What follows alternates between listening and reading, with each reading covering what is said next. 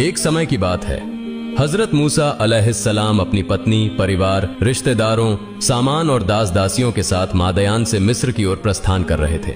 कुछ दूर चलने के बाद जब वे कुआ नामक पर्वत के निकट पहुंचे तो दिन का अंत हो चुका था और रात का आगमन हो गया। हजरत मूसा अलैहिस्सलाम ने वहीं रात बिताने के लिए तंबू लगाया। पास ही तूर पर्वत स्थित था। उस समय हजरत मूसा अलैहिस्सलाम की पत्नी सफूरा गर्भवती थी। संयोगवश उसी दिन उन्हें प्रसव पीड़ा शुरू हो गई और रात के समय उन्होंने एक पुत्र को जन्म दिया। धीरे धीरे वह रात उनके लिए अत्यंत कठिनाई भरी हो गई। चारों ओर घने बादल छा गए और तेज बारिश और हवा चलने लगी। ठंडी हवा में हजरत मूसा अलैहिस्सलाम की पत्नी सफूरा रोने लगी। तंबू में आग का कोई प्रबंध नहीं था। हजरत मूसा अलैहिस्सलाम के पास एक चकमक पत्थर था।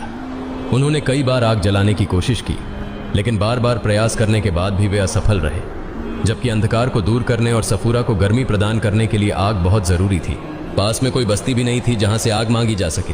तब हजरत मूसा अलैहिस्सलाम आग की व्यवस्था करने की सोच में पड़ गए। इस समय उनकी दृष्टि तूर पर्वत की ओर गई। उन्होंने देखा कि तूर पर्वत पर आग की तरह कुछ चमक रहा है। तब उन्होंने अपने साथियों से कहा, तुम लोग यहाँ रुको, मैंने एक स्थान पर आग देखी है। मैं वहां जाकर देखता हूं कि क्या वहां से आग लेकर आ सकता हूं। यदि आग मिल जाए तो हम उससे ठंड से बचाव कर सकते हैं, या देखें कि उस आग के पास कोई व्यक्ति मिले जिससे हम सही रास्ते का पता पूछ सकें। यह कहकर हजरत मूसा अलैहिस्सलाम उस रोशनी की ओर बढ़ने लगे।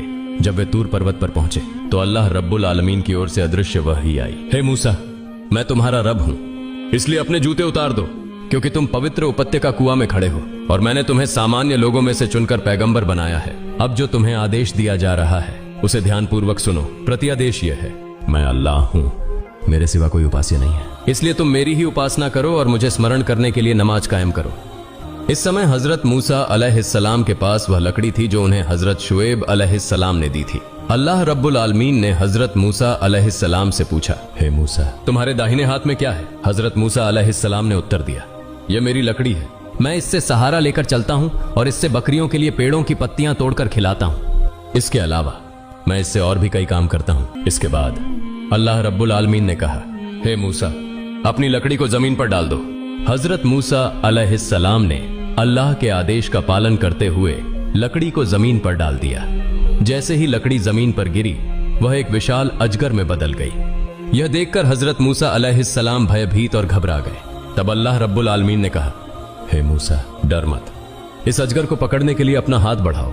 हजरत मूसा अलैहिस्सलाम ने अल्लाह के आदेश का पालन किया और जैसे ही उन्होंने उस अजगर को छुआ, वह तुरंत फिर से लकड़ी में बदल गई।